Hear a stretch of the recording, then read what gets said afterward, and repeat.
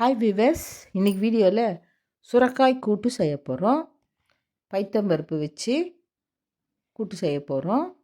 வாங்க எப்படி பண்ணுறது பார்க்கலாம். ரொம்ப டேஸ்டான இருக்கும் இந்த கூட்டு. கூட்டு செய்யறதுக்கு ஒரு டம்ளரு பைத்தம்பருப்பு எடுத்துக்கோங்க. இது நல்லா கழுவிக்கோங்க. 2 முறை நல்லா கழுவிக்கோங்க. கை போட்டு நல்லா கழுவி எடுத்துக்கணும் பருப்பு. அப்போ தான் நல்லா சுத்தமாக இருக்கும். ஒரு ஸ்டவ் மேலே பேன் வச்சுக்கிட்டேன். தண்ணி நல்லா சூடானதும் இந்த பருப்பை போட்டுக்கலாம். பைத்தம்பருப்பு ஒரு டம்ளர் பைத்தம்பருப்பு,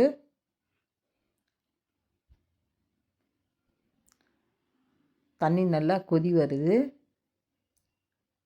எல்லா பருப்பையும் நல்லா போட்டுக்கலாம்.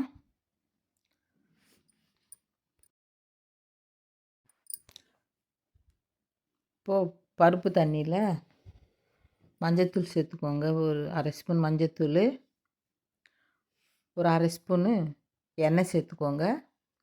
எண்ணெய் சேர்க்கும்போது பொங்கி வராமல் இருக்கும். அதனால தான் நம்ம இங்கே எண்ணெய் சேர்க்குறோம். ஒரு மூடி போட்டு மூடிடலாம். சுரைக்காயை தோலெல்லாம் எடுத்துட்டு இது மாதிரி கட் பண்ணி எடுத்துக்கோங்க.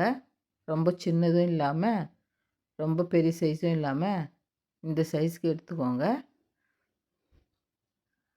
கட் பண்ணி நல்ல எலசாக இருக்கிற சுரைக்காவை எடுத்துக்கோங்க. இங்கே தக்காளி ஒரு 2 தக்காளி, 2 வெங்காயம், பெரிய சைஸ் தக்காளி, வெங்காயம், 3 பச்சை மிளகாவை கட் பண்ணி எடுத்துக்கிட்டேன். இப்போ பைத்தம்பருப்பு நல்லா வெந்து வந்துடுச்சு. இந்த டைமில் சுரைக்காயை நம்ம கொஞ்சம் கொஞ்சமாக சேர்த்துக்கலாம். பைத்தம்பருப்பு கூட சுரைக்காயை சேர்த்துக்கிட்டோம். தக்காளி 2 சேர்த்துக்கலாம். கட் பண்ணி வச்சு தக்காளி சேர்த்துக்கலாம். 2 பெரிய வெங்காயம் அதை கட் பண்ணி வச்சுருக்கோம், அதையும் சேர்த்துக்கலாம். ஒரு கிளாஸ் டம்ளர் தண்ணி சேர்த்துக்கலாம். நல்லா எல்லாமே கலந்து வெந்து வரணும். அதனால தான் கூட நான் தண்ணி ஒரு டம்ளர் சேர்த்துக்கிட்டேன். இங்கே ஒரு அரை ஸ்பூனு மிளகாத்தூள் சேர்த்துக்கலாம். ஒரு அரை ஸ்பூனு உப்பு சேர்த்துக்கலாம். இது ரெண்டுமே நல்லா கலந்து விட்டுருக்கு. ஒரு 10 நிமிஷம் மூடி போட்டு நல்லா வேக விடணும். நல்லா கலரி விட்டுக்கோங்க.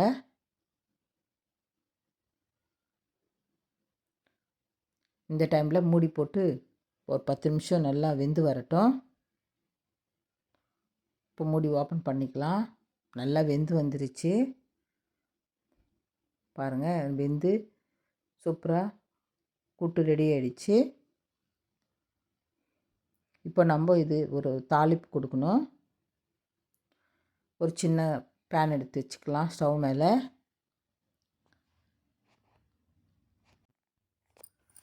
இப்போ ஆயில் சேர்த்துக்கலாம். ஒரு 2 ஸ்பூன் ஆயில் சேர்த்துக்கிட்டேன்.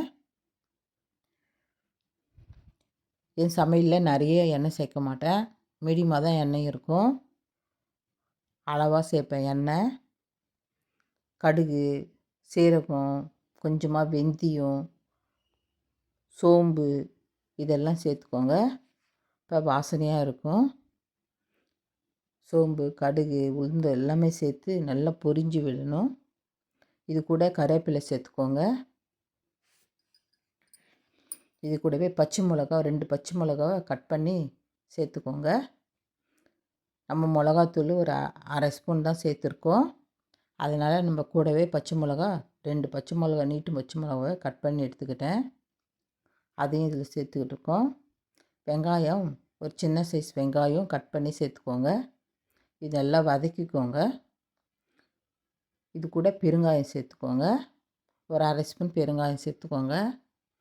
இதையும் நல்லா வதக்கிக்கோங்க. ஒரு 5 நிமிஷம் நல்லா வதக்கிக்கலாம். அப்போ தான் கூட்டு நல்லா வாசமாக இருக்கும். இப்போ நல்லா வதங்கி வருது. இந்த அளவுக்கு வதங்கி வந்தால் போதும். இந்த டைமில் நம்ம கூட்டில் சேர்த்துக்கலாம். இன்னும் கொஞ்சம் தண்ணி ஊற்றி கடாயில் அதையும் சேர்த்துக்கோங்க. இந்த குழம்பையும் எடுத்து நம்ம ஊற்றி சேர்த்துக்கலாம். ஏன்னா தண்ணி நமக்கு அளவாக இருக்குது. இப்போ கடாயில் கொஞ்சம் தண்ணி ஊற்றி அதையும் சேர்த்துக்கலாம். ஒரு 10 நிமிஷம் நல்லா கொதி விடணுங்க. கூட்டு எல்லாமே தாளிப்பு எல்லாம் சேர்ந்து நல்லா கொதித்து வரட்டும். காய் நல்லா வெந்து வந்துடுச்சு. இன்னும் 10 நிமிஷம் நல்லா கொதி விட்டு இறக்கிக்கோங்க.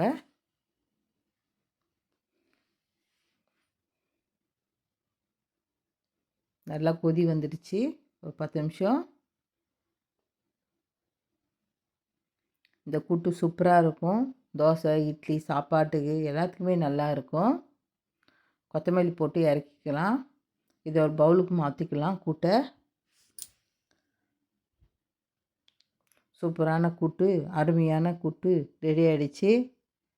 கூட்டு இதே மாதிரி நீங்களும் செய்து சாப்பிட்டு ஃபீட்பேக் சொல்லுங்கள், கமெண்ட் பண்ணுங்கள். இது கூட அப்பளம் வச்சு நம்ம சாப்பிட்டா ரொம்ப அருமையாக இருக்கும். தேங்க்யூ.